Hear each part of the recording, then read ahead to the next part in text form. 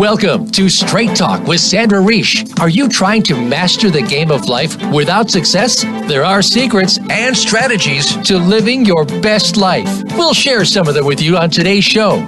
Take advantage of this series to become an expert at relationships. All relationships. It's time to live the life that you deserve to live. Now, here's your host, Sandra Reish. Hello, hello. Welcome to Straight Talk with Sandra Reish, a show about living your very best life. And we're in January, and we're in the week of January that there's a day called Blue Monday.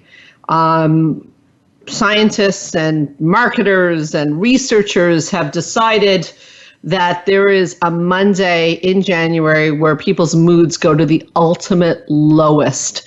And it seems that there might be truth to this because seeing as I run a clinic that specializes in anxiety and depression, this is the week that we hear from a lot of people that they're not feeling well, they're not feeling good. So today's show is going to be about the January blues. Do you have the January blues? Do you want to know how to help yourself? If so, stay tuned. This is the one for you. I will have licensed psychotherapists and specialists in depression and anxiety, Georgia Dow, joining me probably around the second segment. If you'd like to join the conversation, I know many of you don't because you don't listen to the show live, and that's okay. We understand. But if you are listening to it live, you can call us at 1-866-472-5792. You're always welcome to text me at 1-514-796-4357. You can even do it after the show. We'll get to your question the next time. Or you can email any questions you have at info@helpforanxietydepression.com. info@helpforanxietydepression.com. Sorry, some noise going off in my neck of the woods. Just a second. Let me get that noise away from where we are right now. Sorry about that. January blues. What's this all about? Why do we get so down in January? It's really a tough time. The holiday bills are starting to arrive. School has restarted for the kids. I hear it from my kids, like, oh, back to reality. And we are talking about short, cold, dark days. And when you have short, cold, dark days, it's really easy to feel sad. And I'm not even talking about SAD, the acronym, seasonal affective disorder, which is another problem that we'll probably briefly touch upon, but we've done a whole show on that if you want to look in our archives on seasonal affective disorder if you are suffering from that. Fundamentally, though, the thought is that there really is something called post-holiday blues. I mean, let's think about it. I get this myself. Come December, there's a bustle, there's a feeling in the air. Christmas is coming, the holidays is coming, and going on vacation is coming. Whatever, holiday you celebrate is coming. There's many holidays people celebrate in December. I certainly want to mention that. And you're with your family, and again, there's a little bit of pressure, have a good time, but there is also, you're not working as much, you go off on your vacations, hoping that you have some great times. Maybe you do, maybe you don't. Either way, you're susceptible to the January blues, because if you had a great time, there's the feeling like, oh, it's over with now, back to reality. And if you didn't have a good time over Christmas, Hanukkah, Kwanzaa, whatever you celebrate, then there's a feeling of like, oh my God, it wasn't even good. My holidays weren't good. And now I'm back to reality. So it's tough. It's a tough time. The days being short is going to have a big effect on mood. So I should say for anyone listening new that my specialty, myself, I'm a licensed psychotherapist specializing in anxiety and depression. My entire adult career has been on this topic. It makes sense when the days are shorter, when you're right after the holidays, that you would feel a little bit down, a little bit maybe even disappointed perhaps. Maybe things didn't turn out the way you had hoped. There are things that you can do, and I would go further than say more than things you can do. I would say things that you might need to do absolutely at this time. So let's go through some strategies and talk about what we should be and maybe want to be incorporating in our life. And I say that because, like yourselves, I walk through life with a lot of things I should be doing. And should statements are very nice, but they don't really get the job done. You want to decide, what do you want to do? So what I want and what I want for you guys is to feel better during this difficult time of the year. So there's lots and lots of things to consider. The first one I want to mention, that's probably the most important strategy at this time of year, and it's very, very hard to do, at least at first. I'll tell you my personal story on it in a minute, is to get outside. Getting outside is paramount to the January blues. Why? Okay, well, exposure to daylight is good for us, and we become depressed in darker months. We're prone to that because of our limited sun exposure. So, funny story about that is that I've never been one who goes outside in the winter. I live in Montreal, Canada. It's pretty cold here, especially lately. Getting outside on a regular basis is not really that appealing.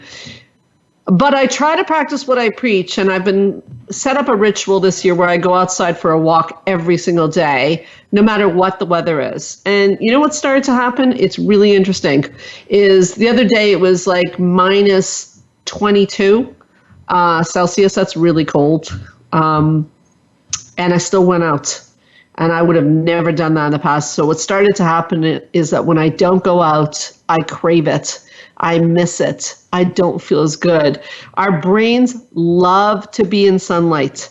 And being in sunlight actually regulates our sleep cycles properly. It has a huge impact on your mood. So I'm going to put it out there that the first thing you want to do is get yourself outside every day. Today is a slushy day here in Montreal. Not an easy day to walk around. But I still went out there, and I recommend you do. It's good for you. It will make you more productive. It's your first strategy on how to beat the January blues is to get outside. Getting outside is really a big one. So, and I will say this, is with habits like this, like getting outside, they're not going to happen magically. You want to start with the idea of setting a commitment. Here's what I want to do. I heard it's a good thing to go outside. Okay, tomorrow I'm going outside. What I tell myself often, and I suggest you do the same, is I say, like on that very cold day, I said, okay, I'll go out for 5 minutes and see how it goes. And I didn't stay out long, I can promise you. I stayed out 15 minutes maximum that day. It was really cold. So do not overcommit. Do not say you're going to be out for an hour. Start with a 5-minute walk and build upon that. We want to start to get you on a good roll with this. Another thing you can do at this time of year is find something that's positive in your life every single day. We're looking for meaning. Is what today went right in your life? What was nice? What was positive? You may want to think about it. You may want to write it down. Really important. This leads a little bit into something we've talked about before on the show, gratitude journals, and really acknowledging what is going well in your life. This is a very powerful, powerful concept. Again, not something that's going to happen naturally to you, something you want to commit to. So you're listening to the show and you're going, listen, yeah, I've heard all this before. Why? What? Come on. Listen. I've been doing this show a long time. I've been doing my work for a long time with people, and the secret of life is not much of a secret. There's strategies that will make you feel 100 times better, but they take a certain amount of effort and a little bit of wherewithal to commit to. So will you be that person today to take out your computer, open a Word program, and write down something that was positive in your life today? You don't have to. But I promise you, if you start doing it, you'll start to feel better. Are you going to look at your agenda and start to schedule some time outside? A small amount of time, 5-10 minutes, walk down the block, come back. I don't know, something to think about. January is a good time to think about also getting out of your comfort zone. Comfort zone is one I also have a challenge with. I mean, at this time of year, I'm in my sweatpants. I definitely want to be in my comfort zone. It's cold. It's January. I want to do things that are predictable. However, comfort zones are dangerous things because they stagnate us and they cease development. We want to welcome in this new year with some new hobbies or activities, getting out of our comfort zone, doing things that are, again, even like going outside, doing things that are not our typical behaviors will have a big, big impact on our mood. So something to definitely consider. Is it something that you can consider? Again, unlikely unless you commit to it. So the first thing you have to do on that is, if I like to be in my sweatpants and staying home and nesting because it's January, but it's having a negative impact on my mood, I'm going to have to commit to do something a little bit outside of the box. That's not going to happen magically. I'm going to have to write it down. I'm going to have to open that calendar again. I am, if you listen to the show, a big believer in keeping a calendar that you write down what you want to get done. And if you write it down I know if I write it down on the calendar, it's going to happen. And if I don't, it's not. So we're going to take a break, but are you feeling a little down right now? January blues, kind of feeling tired and lethargic. There is a lot more than what we've even mentioned that can be done to make your January into something very, very positive. So sit tight. We'll be right back on Straight Talk with Sandra Reish.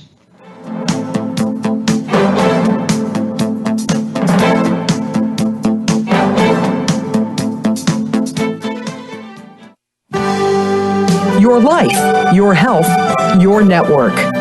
You're listening to Voice America Health and Wellness. Join the therapist who is affectionately known as the Couple Whisperer, Sandra Reish, on her famous couple retreats and change your life forever. Sandra offers couple retreats in beautiful locations several times a year that can radically change your love life. Couples describe her retreats as life-changing. Regain that loving feeling, bring your intimacy to a new level, and rediscover excitement and joy. Find out more at helpforanxietydepression.com or call 514-796-4357. We all want love and safety. Now you can have it. Call 514-796-4357 or helpforanxietydepression.com. Change your life forever with the latest cutting-edge products for home study treatment for anxiety, featuring the clinical director of the Montreal Center for Anxiety and Depression and host of Straight Talk, Sandra Reish. Sandra is joined by top therapist Georgia Dow in this revolutionary anxiety videos therapy series. Thousands of people have benefited from this scientifically proven treatment approach. Isn't it time you chose yourself? Visit anxiety-videos.com right now. That's anxiety-videos.com and change your life forever. A fresh look at today's health. Voice America Health and Wellness.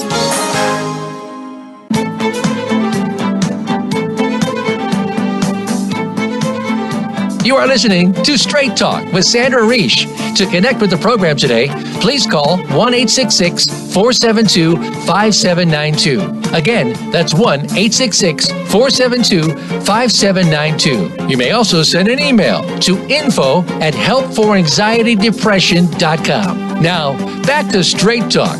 Here's Sandra Reish.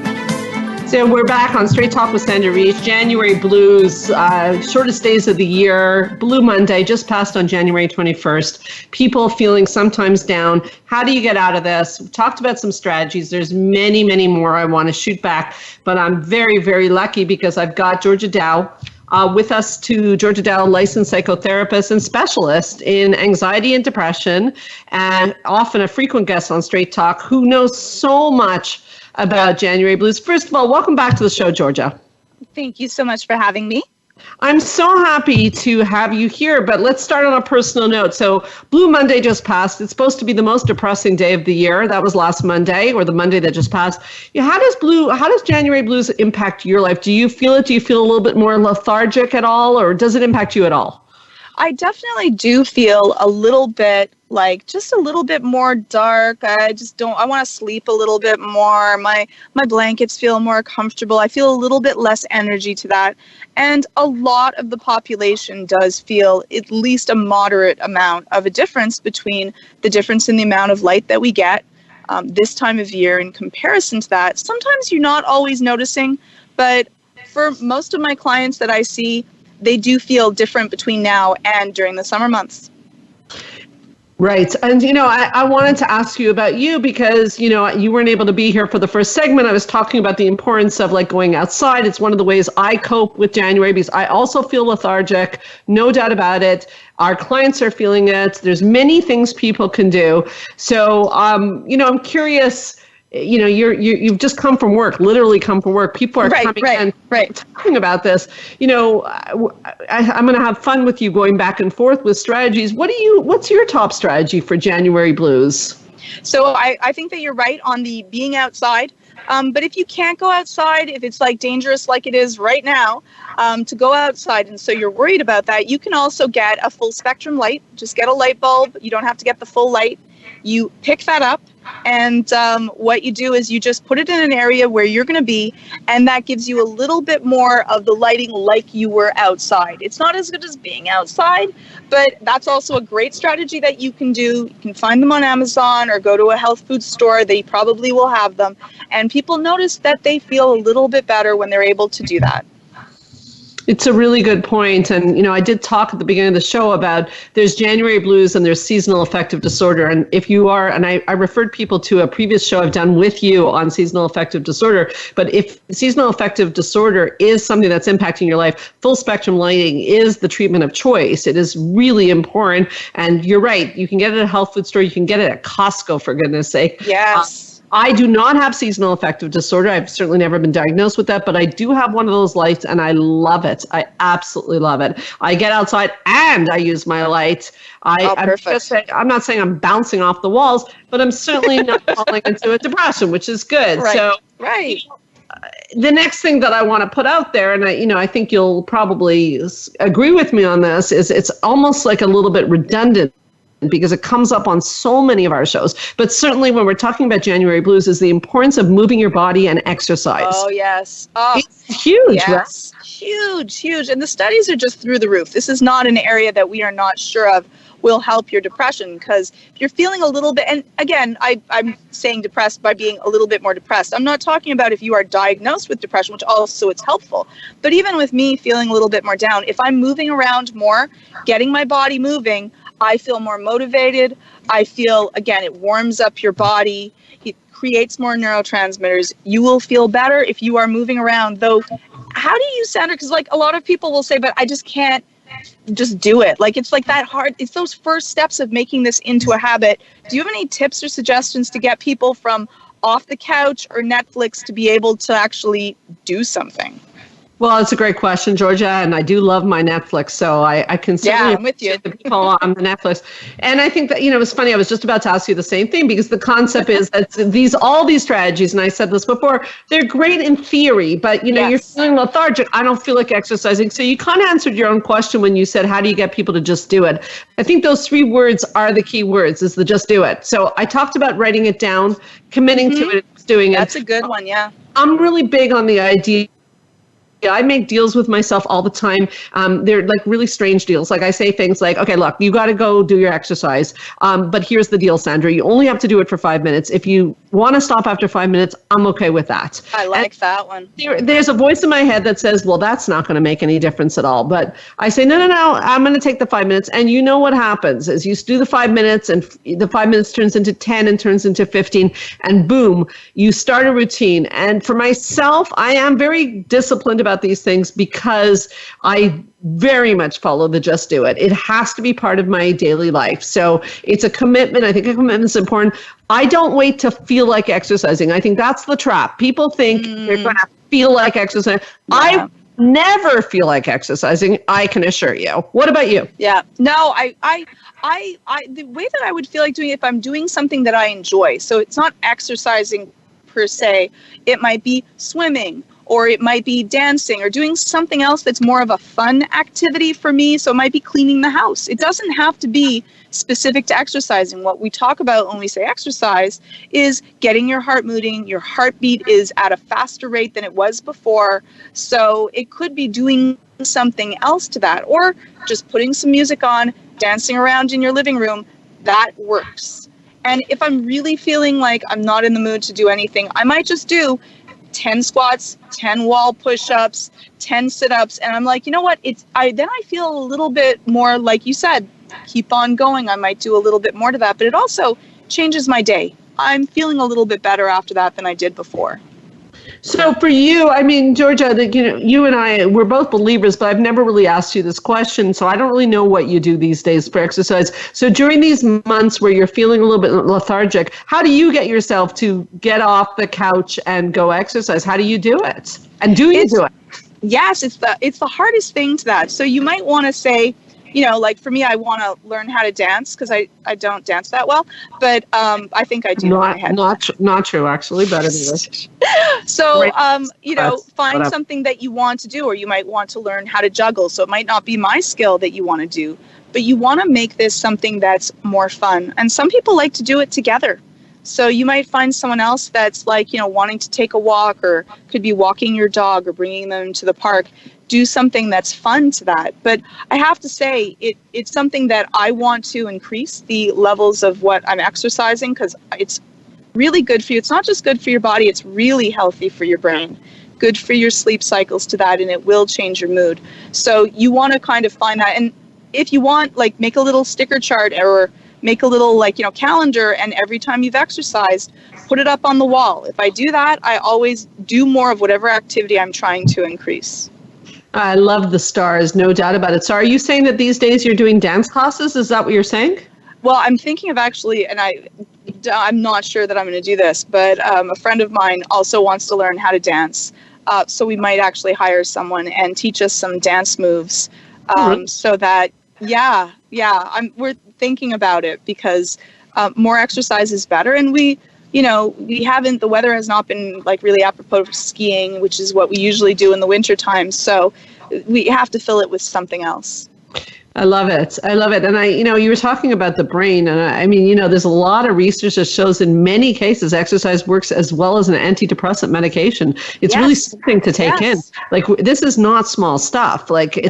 That's the other way I get myself doing it, is that, I like science, and if something's proven to make me feel better, it's kind of like, why wouldn't I do it? Well, I don't feel like doing it, but the reward is so great. So it's a big one, no doubt about it. I think from exercise, we have to move on to food, and we're not going to get specific foods, but certainly eating certain foods really helps the January blues.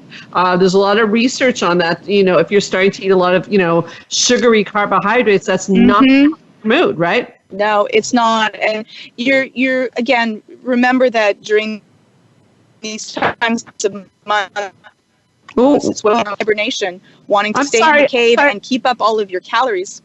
Georgia, I'm sorry, we kind of lost you. Can you repeat that one more time, please? So this is the time of year when our bodies kind of want to go into this mild form of hibernation.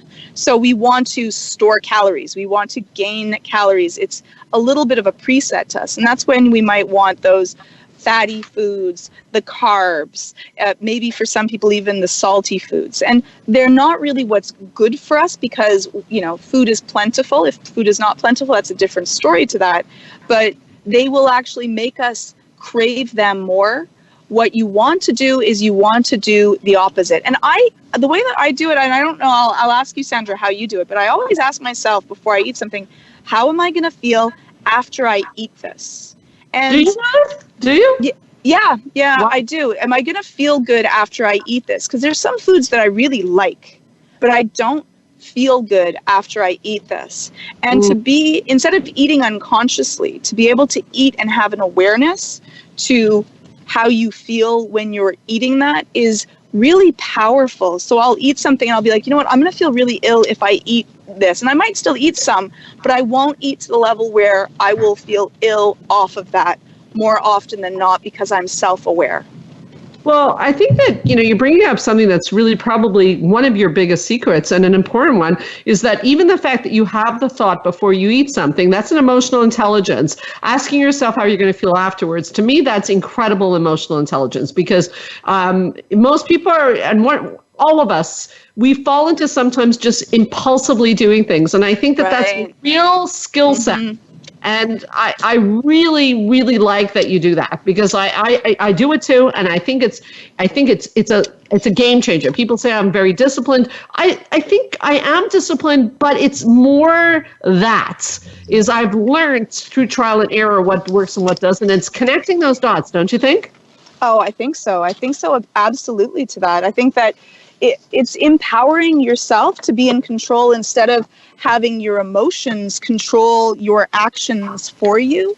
And it's hard. It's not something that you can always do, which I understand, but it is something that you want to be empowered by.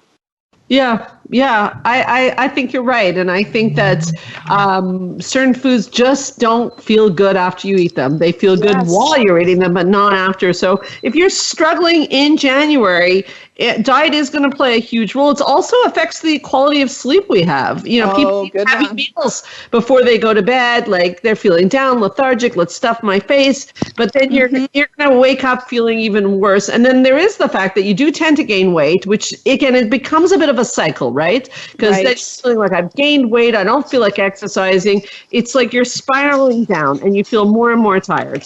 Yes, exactly. And that it feeds onto itself if you're not at the weight that you should be and that you feel happy at, then you're going to have a harder time to be able to sleep well. You're going to want to eat even worse because you're feeling down. And it's something that you want to be aware of. Yeah, I think it is something you want to be aware of, no doubt about it. And I think that coming to the sleep issue leads into the next thing I want to talk about. And it's a tricky one because I know it's something you believe a lot in, and it's important. But that's the concept of having a nap. Yes, I do like napping. I'm not going to lie. Napping to me is a wonderful time if you have the opportunity to be able to do it. I like to take a nap if I need, but I try not to have a sleep. Right? There's a difference between a nap and a sleep. That's what I wanted you to talk about, because at the end of the day, there's a difference between having a nap and having too much sleep, right? Mm-hmm. Yes. Say more. So if you sleep too much, all the studies have shown that if you actually sleep for 10 hours plus, you can feel more depressed and more sad if that is the case to it. And so you also want to monitor, sleep is good, but too much sleep can actually make you feel worse. And napping, now a nap should be, you want to do it like, 5 minutes, 15 minutes, or 45 minutes type of thing. And you don't want to go, and that would be one sleep cycle, about 45 minutes. But you don't want to do 3 sleep cycles because then it's going to wreck your nighttime sleep. Okay. And you don't want to sleep. It's easier for us. Now, again, some people have shift work and they can't do that. They have to kind of find their time to sleep. So getting all your sleep hours is more important than not. But you also don't want to wreck your sleep habits that you've slept so much in the day that you can't sleep at night. Okay. So, and we don't want to sleep too much, you're saying, not too much. No, not too much sleep. So if you're finding yourself that you're wanting to sleep, 10, 11, 12 hours, 10 being kind of that beginning point of going, and then you want to start asking yourself, is it my diet? Is it my health? Is it that I'm starting to feel depressed? Have I lost motivation? You might want to start looking into what's happening to that. Like those are some of the warning signs, right, Sandra? Oh, yeah, definitely. And I think this topic merits a little bit more conversation. We're going to take a short break, but don't go far. We'll talk about, what is the magic number with sleep and how do you incorporate naps into your life? It can have a great impact on SAD. It can have a great impact on the January blues. We'll be right back on Straight Talk with Sandra Reish.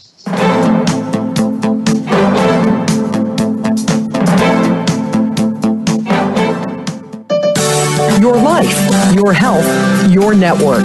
You're listening to Voice America Health and Wellness. Change your life forever with the latest cutting-edge products for home study treatment for anxiety, featuring the clinical director of the Montreal Center for Anxiety and Depression and host of Straight Talk, Sandra Reish. Sandra is joined by top therapist Georgia Dow in this revolutionary anxiety videos therapy series. Thousands of people have benefited from this scientifically proven treatment approach. Isn't it time you chose yourself? Visit anxiety-videos.com right now. That's anxiety-videos.com and change your life forever. Join the therapist who is affectionately known as the Couple Whisperer, Sandra Reish, on her famous couple retreats and change your life forever. Sandra offers couple retreats in beautiful locations several times a year that can radically change your love life. Couples describe her retreats as life-changing. Regain that loving feeling, bring your intimacy to a new level, and rediscover excitement and joy. Find out more at helpforanxietydepression.com or call 514-796-4357. We all want love and safety. Now you can have it. Call 514-796-4357 or helpforanxietydepression.com. Your life, your health, your network. This is Voice America Health and Wellness.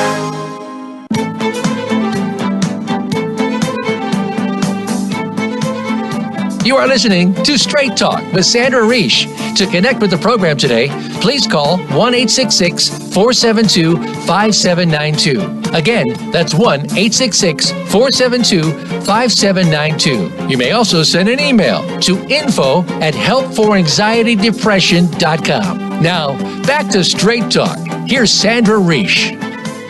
So back on Straight Talk with Sandra Reish, I am joined by the amazing Georgia Dow, specialist in anxiety and depression, emotional intelligence, all sorts of things that are coming up today. Before we go any further, I always want you to do the shout out. I think it's important because we have some DVDs on emotional intelligence, on depression, on the things that come up at this time of year. And people do ask on how they can get it. And when I say DVDs, I always date myself a little bit because a lot of people don't even, I find this very weird, but a lot of people don't even know what DVDs are. And it's not even correct that I say that because the way we have them is people can automatically download them on their computers, right?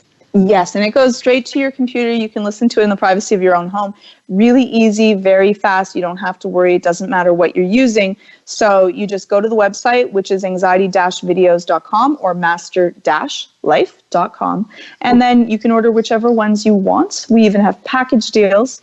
And then you download them. You get a download, click, downloads. You can listen to them as many times as you want to from the comfort of your house. A lot of people, I had a few people asking me, texting me and asking me that when we talk about this, what do they get if they download it? Like, so if I purchase a download on depression, what am I getting? So the great part is that, Sandra, you've done this for a very long time. You are a master at understanding how to help people. You've helped thousands and thousands of people. And so what you get is the best techniques from yourself and myself, going through how to treat this. And we actually go through the step-by-step tools of what do you do to get out of it. And I usually tell my people, listen to like 10 minutes, because that would be 1 or 2 sessions of seeing a therapist privately to that. We kind of mix in all of the different techniques. So it's very information rich, but you can't do everything from one DVD. So I say, listen to a little bit, you get the homework, do that. We talk about maybe food, sleep, and exercise. So then spend a week of doing that. And then when you're at that saying, you know what, I'm doing it, then you move on to the next piece to that. And so it's really filled with different tools and techniques to do it. I love doing them with you because I always learn so much while I'm listening about that. And the funniest part was I was listening to our emotional intelligence and I was like, oh yeah. Even I remember things that we've said that can be helpful. And I'm like, you know what, I'm not doing enough of this.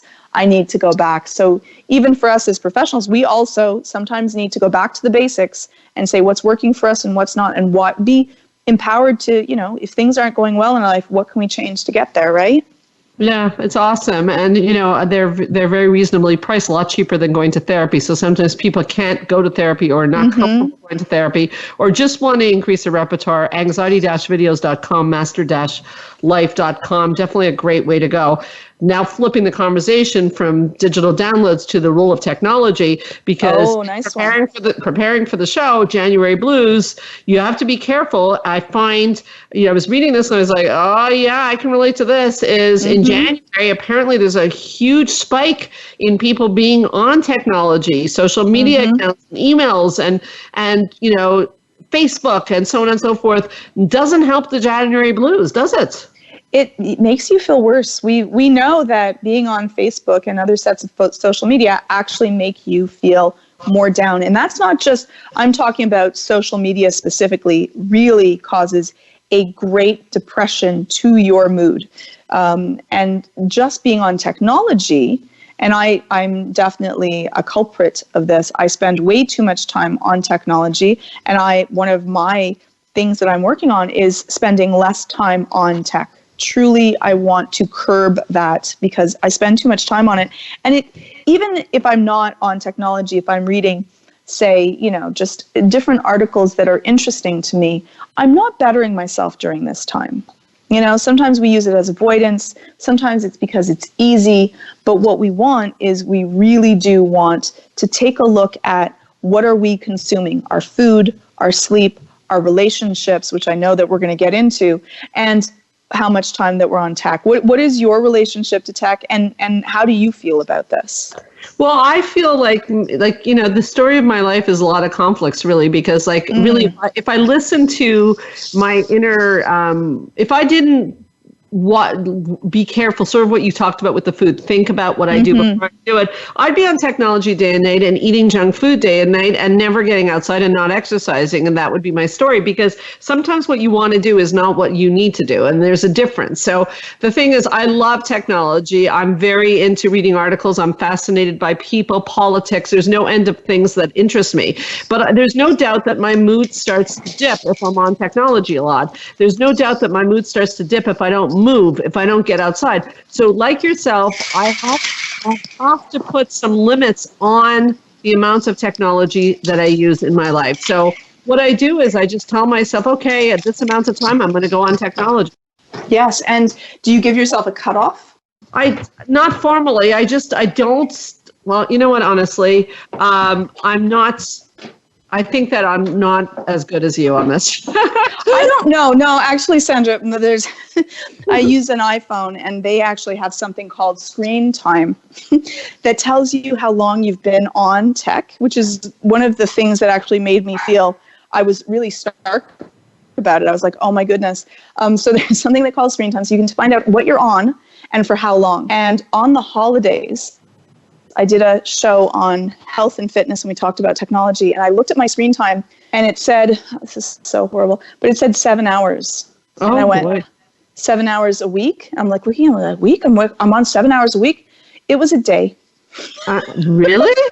I was so shocked by, I'm in my Snuggies, I'm just chilling out, but my phone the entire time was open and on and always with me. And I went, that's not okay. And so it actually embarrassed me. I was embarrassed because I try to be really good about this, and I just let myself slip into, that's 1/3 of my day on my phone.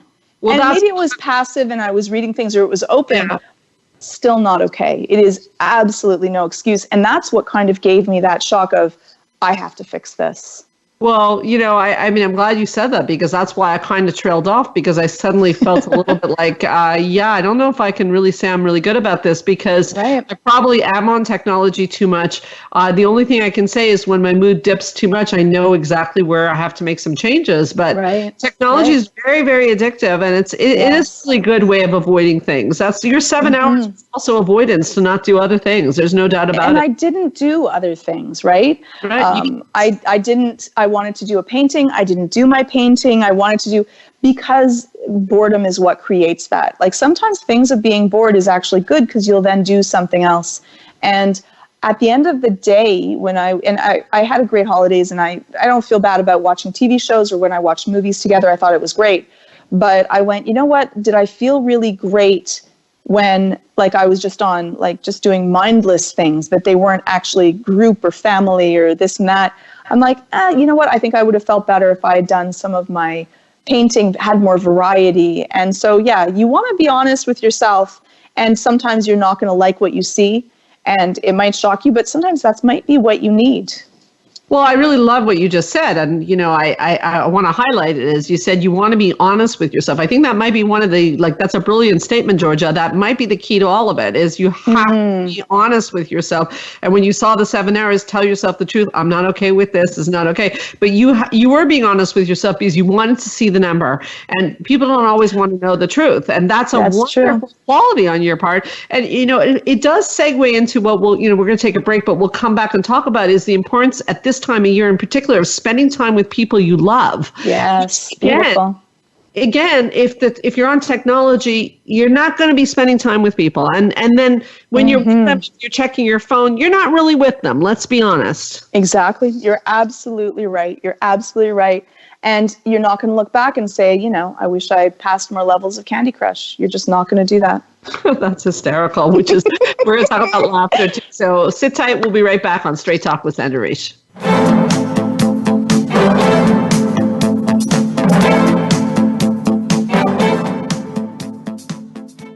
Opinions, options, answers. You're listening to Voice America Health and Wellness. Join the therapist who is affectionately known as the Couple Whisperer, Sandra Reish, on her famous couple retreats and change your life forever. Sandra offers couple retreats in beautiful locations several times a year that can radically change your love life.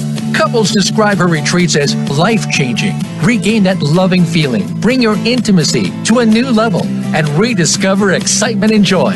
Find out more at helpforanxietydepression.com or call 514-796-4357. We all want love and safety.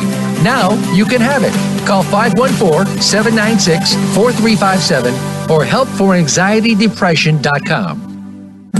Change your life forever with the latest cutting-edge products for home study treatment for anxiety, featuring the clinical director of the Montreal Center for Anxiety and Depression and host of Straight Talk, Sandra Reish. Sandra is joined by top therapist Georgia Dow in this revolutionary anxiety videos therapy series. Thousands of people have benefited from this scientifically proven treatment approach. Isn't it time you chose yourself? Visit anxiety-videos.com right now. That's anxiety-videos.com and change your life forever. Your life, your health, your network. Voice America Health and Wellness.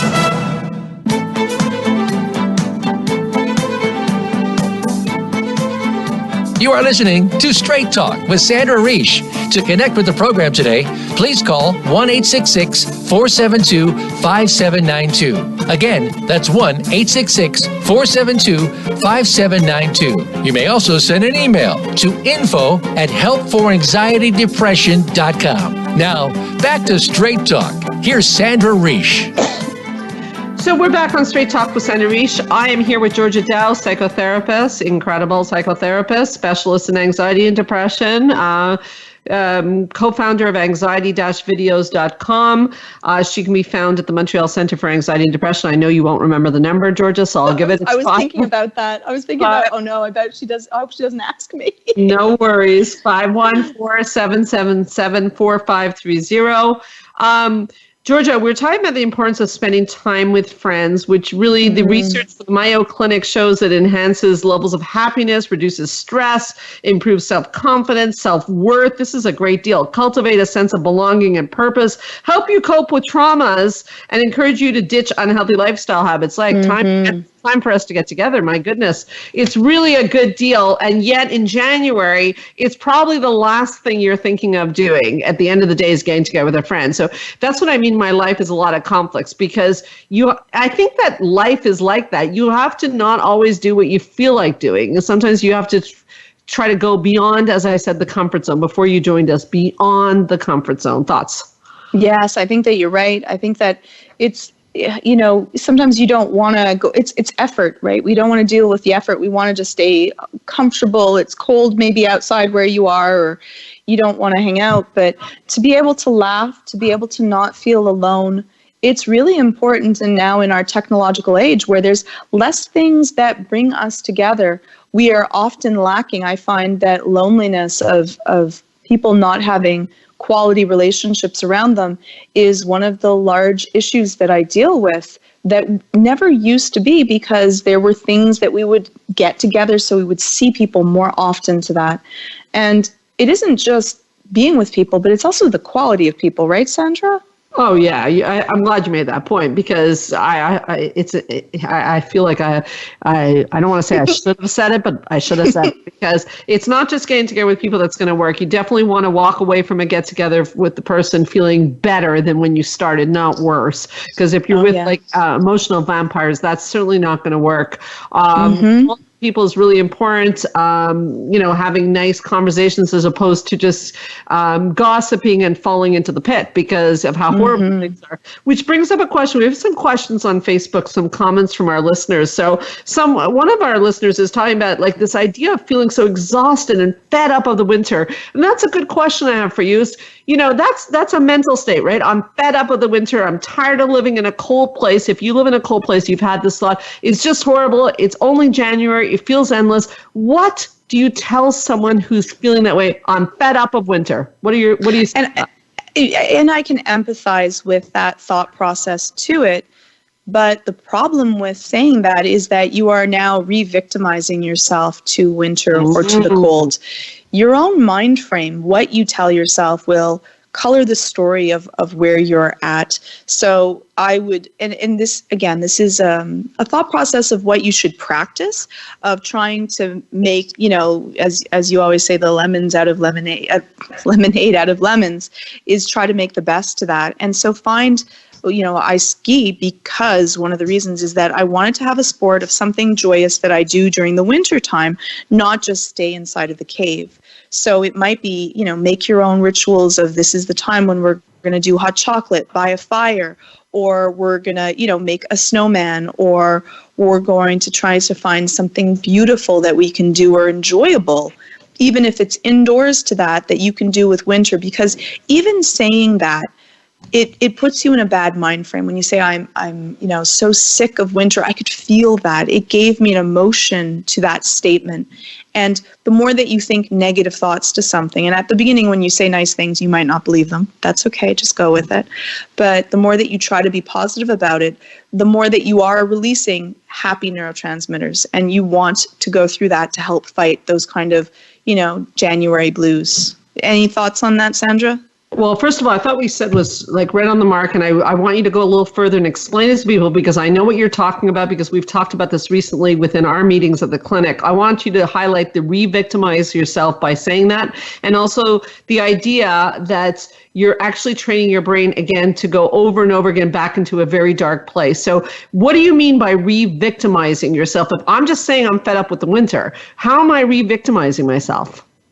Because what you're doing by saying that is that, you're the complaint to that is making yourself feel powerless. It is not a empowering statement to that. And when we talk about what happens when you're saying poor me to yourself, which sometimes is okay, we all go through those moments to it. But what we want to do instead is to feel empowered and say, you know what, I don't like it when it rains in the winter. What am I going to do about it? That's a much more active statement. And the way that you look at yourself, if you see yourself as a victim, that creates a lot of, again, for your brain, you end up releasing, those anxieties, those fear neurotransmitters, which feel unpleasant. Adrenaline and cortisol running through your system, which words do create neurotransmitters in your system, is unpleasant to that. You say the same issue. I don't like the rain. I'm going to figure out how to make myself enjoy this and not let this rain take this from me. That's much more empowering. Or I'm going to make this fun. How can I make this that could be unpleasant fun and wonderful? Because we're all hit with things that are unpleasant to that, but you don't want to look at yourself as this is taking away power from me. You want to reclaim that. You might want to add that. I don't know how clear I was to answering your question on it. No, it's clear. I just, I go one step further. So instead of walking around saying, I'm so fed up of this winter, what would be the new sentence I'd be saying? The new message I'm sending to my neuronal pathways, if you will, when I'm not a huge fan of winter, what do I say? You could say that, you know what, I'm going to make winter, this is going to be the best winter that I'm ever going to have. I'm not letting winter take my happiness from me. Or it could be, what can I do that would make winter fun? It could be a question to that of, what can I do about this? What is this? Is this going to be a challenge instead of this is going to be a defeat? I love it. I absolutely love it. And I think it's core to, many other things other than the winter blues. Is the story you tell yourself is the story of your life. And you run this.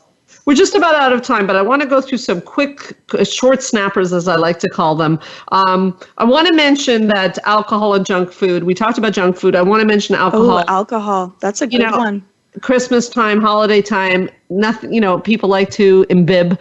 I get it. No problem. No judgment. Alcohol is a depressant. I want people to remember that. So the tendency to drink more when you're feeling down, unfortunately, has a circular effect. I just wanted to get that out there. Thoughts on that, Georgia? You're right. I'm so happy that you brought that up, because it's a very common answer to that, because it shuts your brain off. You don't think, you're not going to worry. So it seems like an escape, but it's an escape that makes you pay later. And so I think that you're absolutely right. You should watch your alcohol consumption, especially if you're feeling down. The opposite to that would be exercise. And yes, it's a cost at first. It's easier to take a glass of wine or whatever you enjoy than it is to, climb up and down the stairs 10 times. But which one are you actually going to feel better to? You're absolutely right. You really do want to watch out to that. And is that your pattern of escape? Well said. So the alcohol's there. I'll say one more and then I'll leave the last words to you, Georgia. Listening to music has been shown to have a huge effect on people and their mood. Meditating, these things work extremely well. Singing along with the music affects your mood. Why not try it today? Georgia, final thoughts. Love it. And I would say do something fun, something simple. Again, little moments of happiness that you have. I just got a puzzle set. I haven't done a puzzle in ages. So my kids and I were going to put it out on the floor. And every once in a while when we're just going to do a little puzzle. Again, clicking that piece in. When you find a piece, you get a small shot of dopamine. It's wonderful. So creating something, laughing, or childish, silly fun. Don't think that is beneath you or that you're an adult. You can't have fun anymore. Fantastic stuff. Thank you so much, Georgia, for coming on the show. I always enjoy listening to you. You said when you listen to the videos, you get ideas. I get some ideas listening to you. Great ideas. Again, you can find more of Georgia at anxiety-videos.com, master-life.com, or 514-777-4530. You can reach me at the same number.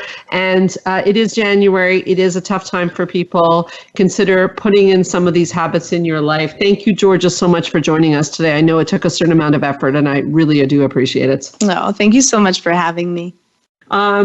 Thank you all for listening as well. And I invite you to come back to Straight Talk with Sandra Reish next week. If you'd like to stay in touch with us, you can reach us at info@healthforanxietydepression.com. You can hear this and any prior show as a podcast on my website, straighttalksandrareish.com, on the podcast app of your iPhone or on iTunes under Straight Talk with Sandra Reish. Feel free anytime to drop me a comment or question at info@healthforanxietydepression.com. My name is Sandra Reish, and I promise we're going to be talking about January again next week. But anyways, we're going to continue on. My name is Sandra Reish, and I promise I'll help you learn to live your best life again next Thursday, same time, same channel. In the meanwhile, keep your eyes on the stars.